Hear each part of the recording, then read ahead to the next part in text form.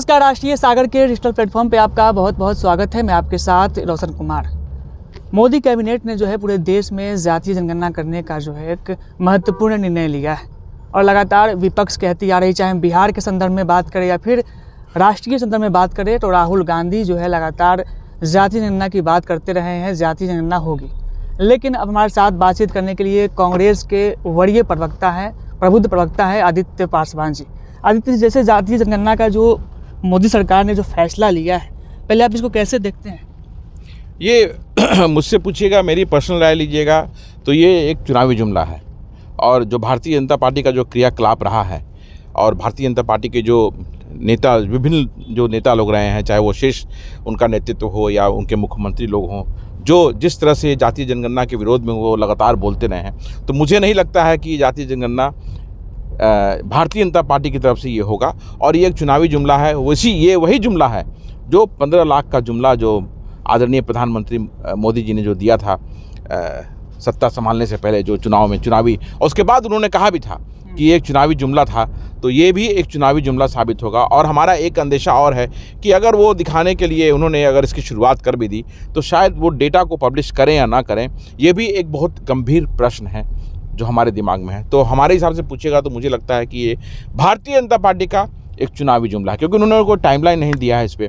जो टाइमलाइन जो हम लोग सुन रहे हैं वो सिर्फ अखबारों के माध्यम से है। ये सरकार की तरफ से कोई आधिकारिक किसी का बयान नहीं आया है कि अगले वर्ष शुरू होगा ये। तो आपने चुनावी जुमले की बात की है, लेकिन आप लोग लगातार कहते रहे हैं कि हम राहुल गांधी जो उनके कहने पर सरकार झुक गई है, और जब सरकार ने फैसला लिया है उसके बावजूद भी आप लोग इसका विरोध जता रहे हैं। नहीं, विरोध नहीं जता रहे हैं। हम लोगों ने तो सीधा राहुल जी ने ये प्रश्न किया है सरकार से कि आप मुझे टाइमलाइन बताओ, तो सरकार की तरफ से आना चाहिए ना कि हमारा टाइमलाइन है, इस टाइमलाइन के अंदर हम जातीय जनगणना करा करके इस रिपोर्ट को पब्लिश कर देंगे। और राहुल गांधी जी ने लोकसभा में कहा था कि जातीय जनगणना मैं करा कर रहूँगा और इसी सरकार से इसी लोकसभा में कराऊंगा, और वो करा के दिखाया। तो इसमें विरोध कहाँ हम कर रहे हैं? हम तो सिर्फ सरकार से सवाल कर रहे हैं। हम विपक्ष में बैठे हैं और लोगों के लिए सवाल करना हमारा अधिकार है, हक है। लोगों की बात को पहुँचाना सरकार तक हमारा हक है, अधिकार है। लोगों की बात को उठाना हमारा हक है, अधिकार है। बस वही कर रहे हैं। कांग्रेस पार्टी कहती रही है कि जातीय जनगणना से जो एक्सरे है समाज की, वो वास्तविकता लोगों के बीच में आएगी। लेकिन आपको नहीं लगता कि जो समाज में जो एक विषमता पैदा हो जाएगी, लोग जात जात में बढ़ जाएंगे, और जिसकी संख्या, जैसे कि अब ऐसे भी कुछ लोग हैं जो वंचित, गरीब और अल्पसंख्यक समाज से आते हैं, वो खुशहाल जीवन जी रहे हैं, उनके पास सब कुछ संपन्न है, क्या वो लोग जो है ऐसे लोगों के लिए अपना जो खुशहाल जीवन है कुछ त्याग करेंगे? तो आप पत्रकार होते हुए कैसे ऐसी बात कर रहे हैं, मेरी समझ से बाहर है। आज क्या जात में समाज नहीं बटा हुआ है? आज जातीय हिंसा, जातीय उत्पीड़न, जातीय शोषण देश में इतने बड़े रूप में फैला हुआ है जिसका जवाब नहीं है। आज एक गरीब परिवार, जो दलित परिवार का एक व्यक्ति अगर शादी करने के लिए घोड़ी पे चढ़ता है तो उसे घोड़ी से उतार के पीटा जाता है। मोच रखता है हमारी तरह तो उसकी हत्या कर दी जाती है। आज हमारे बिहार में और पूरे देश में हमारी दलित समाज की बहनों का यौन शोषण करके उनकी हत्या कर दी जा रही है। हमारे पासवान समाज के भाइयों की लगातार हत्या हो रही है। तो ये जातीय हिंसा तो बड़े रूप में फैली हुई है देश में। इसे कम होना है, कि इसलिए कम होना है। और ये क्यों हिंसा हो रही है? क्योंकि जो समाज जो ये कर रहा है, जो सामंतवादी लोग हैं, जो मनुवादी लोग हैं, जो ये कर रहे हैं, कि उन्हें बर्दाश्त नहीं है कि आज जो दलित समाज जो है वो पढ़ लिख करके अगर आगे बढ़ रहा है तो वो अपनी आवाज़ को कैसे आगे बढ़ा रहा है, कैसे अपने हिस्सेदारी की बात कर रहा है। तो जब जहाँ हिस्सेदारी की बात होती है हत्या कर दी जाती है।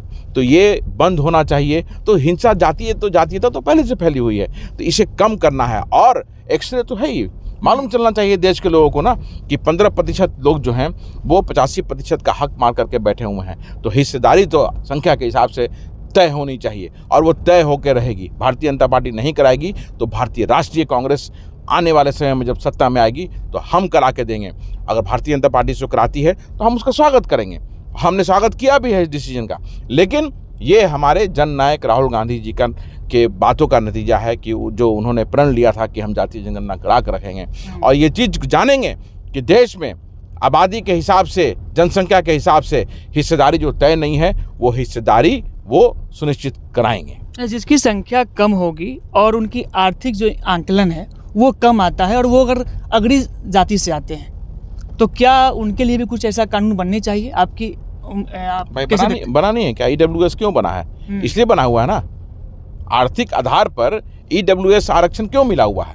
इकोनॉमिक वीकर सेक्शन को आरक्षण तो दिया गया ना 10%, नहीं दिया गया? आप बताइए, हाँ या ना बताइए आपकी, दिया गया कि नहीं दिया गया है?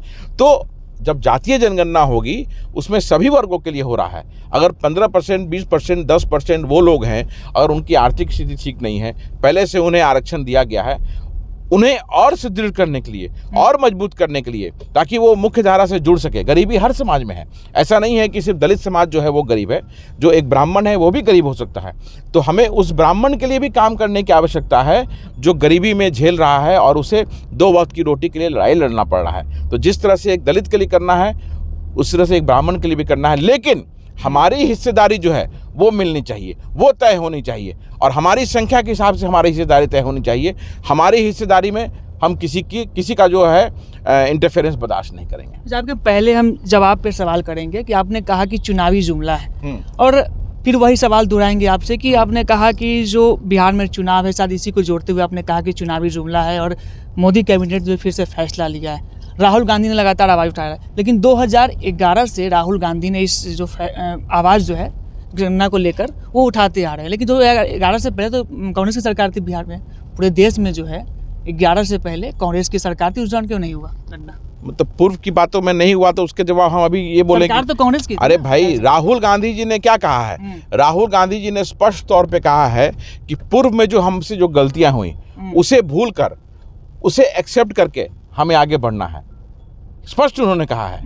मैं, आप पत्रकार हैं और आप बड़े बड़े चैनल से हैं, क्या उन्होंने नहीं कहा है राहुल गांधी जी ने कि पूर्व में जो सरकारों से गलतियां हुई, जिस चीज़ की हमने अनदेखी की, उसे फिर से हमें देख करके आगे बढ़ना है। तो जो नहीं हुआ वो नहीं हुआ, हम अभी पूरा प्रयास हमारा है कि हो, और जो संख्या के हिसाब से हिस्सेदारी तय करनी है वो हम तय करें। अच्छा, आपके हिसाब से संख्या के आधार पर हिस्सेदारी तय होनी चाहिए, फिर आर्थिक के आधार पर हिस्सेदारी तय होनी चाहिए? नहीं, आर्थिक भी उसमें, जातीय जनगणना में वो सब कुछ आएगा उसमें। आप जो है बार बार संख्या पर जोर दे रहे हैं। बिल्कुल, अगर हमारी संख्या 85% है और 15% वाले लोग जो हैं हमारे हिस्से पर वो राज करते आ रहे हैं, तो ये अब नहीं चलेगा और ये हम चलने नहीं देंगे अब।